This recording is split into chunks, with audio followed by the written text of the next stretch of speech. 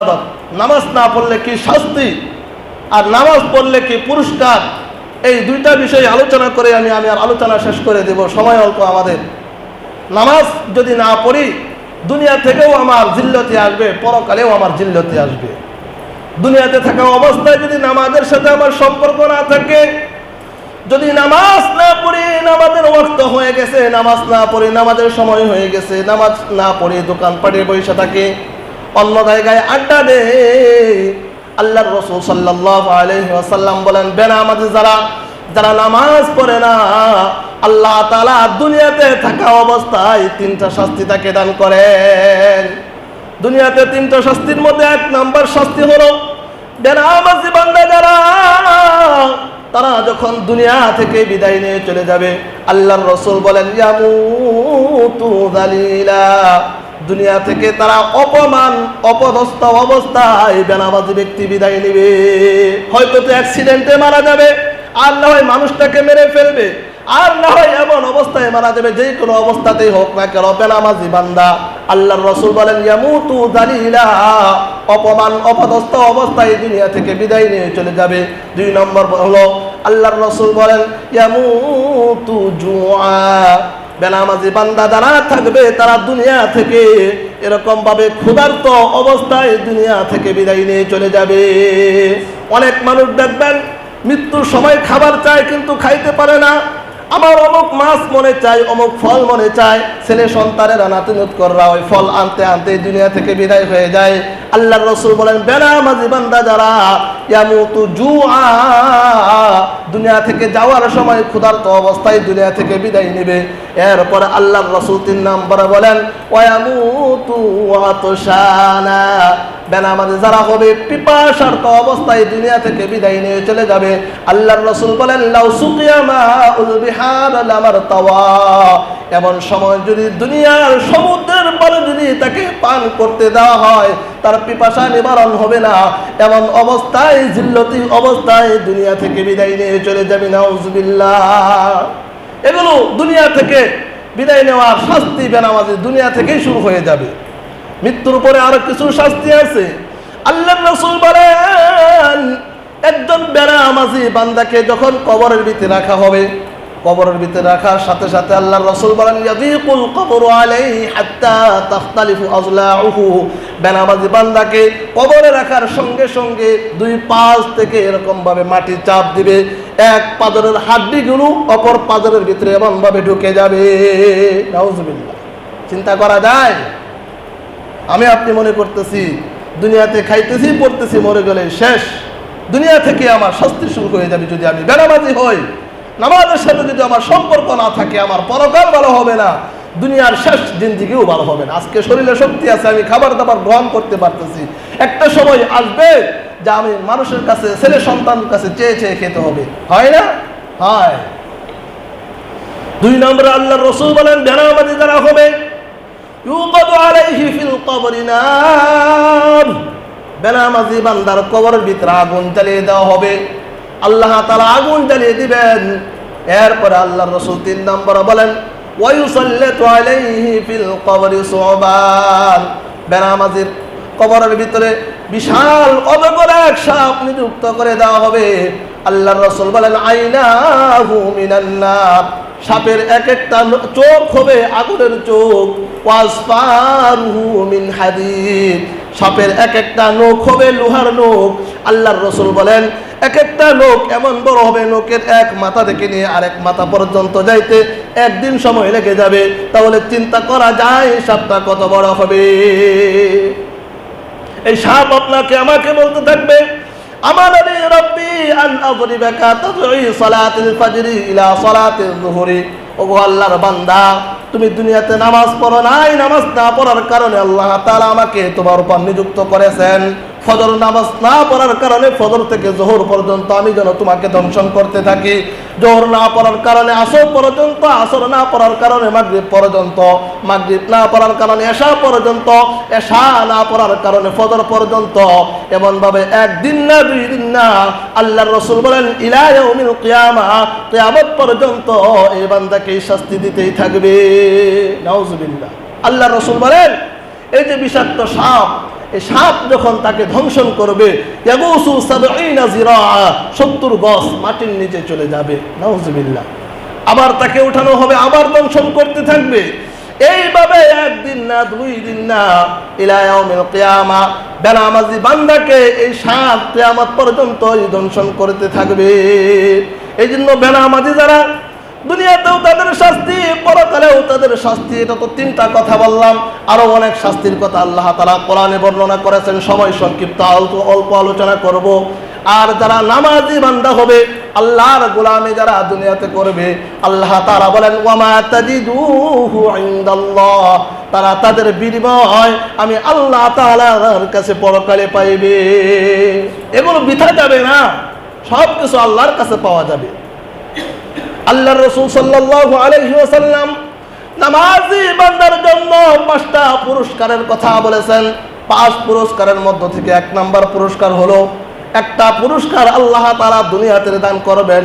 আল্লাহর রাসূল বলেন যারা 5 ওয়াক্ত নামাজি হয়, নামাজের প্রতি লক্ষ্য যারা রাখে, যারা নামাজের প্রতি খেয়াল রাখে, আল্লাহ তাআলা দুনিয়া থেকে তাদের রিজিকের অভাব অনটন দূর করে দিয়ে দেয়। সুবহানাল্লাহ। নামাজি বান্দা যারা তাদের রিজিকের অভাব নাই, এমন জায়গা থেকে আল্লাহ তাআলা রিজিকের ব্যবস্থা করে দেয় বান্দা কল্পনা করতে পারে না। আল্লাহ তাআলা বলেন ওয়া মান ইয়াত্তাকিল্লাহা ইয়াজআল লাহু মাখরাজা, যারা আল্লাহর উপর আস্থা রাখে, আল্লাহর উপর ভরসা রাখে, আল্লাহকে ভয় করে, আল্লাহ তাআলা এমন জায়গা থেকে রিজিকের ব্যবস্থা করে দেন বান্দা জানেও না কোথা থেকে আল্লাহ তাআলা তার জন্য রিজিকের ব্যবস্থা করেছেন। এই জন্য নামাজ পড়লে রিজিকের ব্যবস্থা আল্লাহ তাআলা করে দেন। নামাজ পড়লে আল্লাহ তাআলা অনেক ফাহিশা কাজ থেকে বিরত রাখেন। আল্লাহ তাআলা কোরআনের অন্য জায়গায় বলেন উতলু মা উহিয়া ইলাইকা মিনাল কিতাবি ওয়া আকিমিস সালাহ ইন্নাস সালাতা তানহা আনিল ফাহশাই ওয়াল মুনকার। আল্লাহ তাআলা আল্লাহর রাসূলকে বলেন ওগো রাসূল, আপনি তিলাওয়াত করুন যে বাণী আপনার উপর আমি নাজিল করেছি, এখান থেকে আপনি মানুষদেরকে তিলাওয়াত করে শোনান। ওয়া আকিমিস সালাহ, এবং আপনি নামাজ কায়েম করুন। নিশ্চয়ই নামাজ মানুষকে অশ্লীল এবং ফাহিশা কাজ থেকে বিরত রাখে। অনেকে বলে হুজুর অমুকে তো নামাজ পড়েও চুরি করে, অমুকে নামাজ পড়েও মাপে কম দেয়, অমুকে নামাজ পড়েও সে আবার গুনাহের কাজ করে। আল্লাহর রাসূল বলেন সে হয়তো আজকে চুরি করতেছে, আজকে সে গুনাহের কাজ করতেছে, 1 দিন 2 দিন 3 দিন সে যদি নামাজকে কন্টিনিউ করতে থাকে, আল্লাহ তাআলা 1 দিন না 1 দিন তাকে এই খারাপ কাজ থেকে বিরত রাখবেন। সুবহানাল্লাহ। অনেকে বলে হুজুর নামাজ তো পড়ি, অভাব অনটনে ছাড়ে না। নামাজ যদি 1 ওয়াক্ত পড়েন, আরেক ওয়াক্ত না পড়েন, এমন নামাজি হইলে হবে না। আসর পড়লেন, জোহর পড়লেন না, জোহর পড়লেন, মাগরিব পড়লেন না, আপনার অভাব অনটন দূর হবে না। নিয়মিত নামাজি হইতে হবে। আল্লাহ তাআলা বলেন আল্লাযীনা হুম আলা সালাতিহিম দাইমুন, সর্বদাই যারা নামাজি হবে 5 ওয়াক্ত নামাজ কন্টিনিউ পড়বে, 1 ওয়াক্ত পড়বে, আরেক ওয়াক্ত পড়বে না, এমন নয়। আল্লাহ তাআলা বলেন দাইমুন, যারা সর্বদাই নামাজি হবে এমন নামাজি বান্দার জন্য আসমান থেকে আল্লাহ তাআলা রিজিকের ব্যবস্থা করে দিবেন। সুবহানাল্লাহ। নামাজি হতে হবে, কন্টিনিউ নামাজি। 1 ওয়াক্ত পড়বেন, আরেক ওয়াক্ত পড়বেন না, আপনার জন্য আল্লাহ ঠেকা পড়ছে না। এটা তো আপনি মানুষ দেখানোর জন্য বলেন। যদি আল্লাহর জন্যই পড়েন তাহলে আপনি 5 ওয়াক্ত নামাজ অবশ্যই পড়বেন। আল্লাহ বলেন আল্লাযীনা হুম আলা সালাতিহিম দাইমুন, তাদেরকে আমি রিজিকের ব্যবস্থা করব যারা সর্বদাই নামাজ পড়ে। এমন না যে 1 ওয়াক্ত পড়লো আরেক ওয়াক্ত পড়লো না। আমাদের অবস্থা তো এমন, জোহর পড়লে ফজরে নাই, ফজর পড়লে আসরে নাই, মাগরিবে নাই, অমুকে নাই, তুমুকে নাই, এমন নামাজ পড়লে হবে না। নামাজ পড়তে হবে, কন্টিনিউ করতে হবে 5 ওয়াক্ত নামাজ। তাহলে আল্লাহ তাআলা রিজিকের ব্যবস্থা করবেন। আমার জন্য সম্মানজনক রিজিক আল্লাহ তাআলা ব্যবস্থা করবেন। নামাজি মানুষ নামাজ পড়ার কারণে না খেয়ে থাকে এমন মানুষ নাই।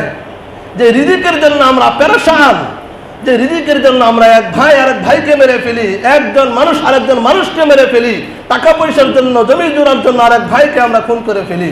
আল্লাহ বলেন নামাজি বান্দা হও, আমি আল্লাহ তোমাদের জন্য রিজিকের ব্যবস্থা করব। তোমাদের রিজিক নিয়ে টেনশন করতে হবে না। যেন নামাজ পড়লে আল্লাহ তাআলা দুনিয়া থেকেই রিজিকের ব্যবস্থা করে দিবেন। আল্লাহ তাআলা বলেন ওয়ামা মিন দাব্বাতিন ফিল আরদি ইল্লা আলাল্লাহি রিজকুহা। আল্লাহ তাআলা বলেন পৃথিবীতে এমন কোন বিচরণশীল প্রাণী নাই যে রিজিকের যার রিজিকের ব্যবস্থা আমি আল্লাহ তাআলা আমার কুদরতি হাতে নেই নাই।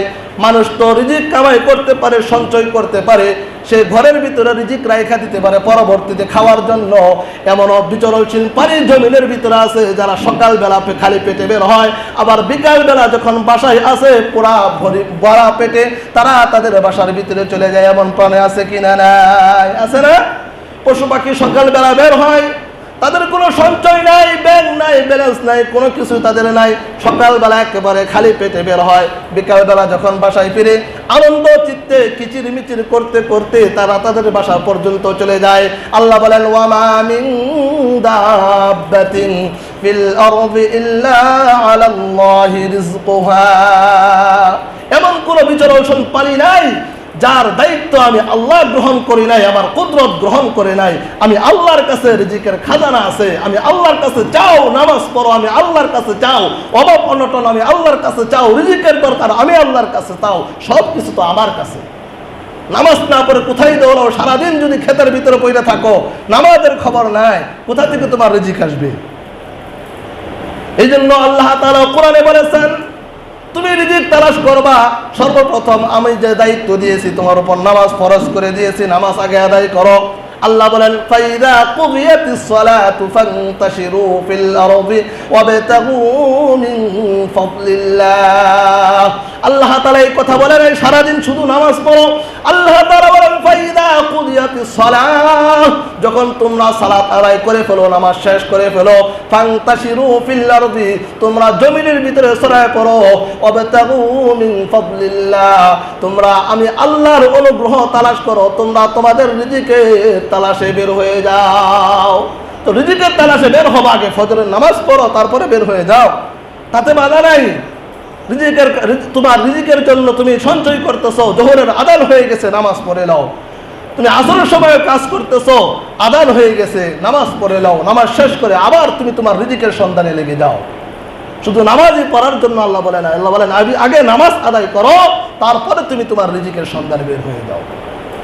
আল্লাহ তাআলা কোরআনের অন্য জায়গার ভিতরে বলেন ওয়ালাউ আন্না আহলাল কুরা আমানু ওয়াত্তাকাউ লাফাতাহনা আলাইহিম বারাকাতিন মিনাস সামাই ওয়াল আরদ।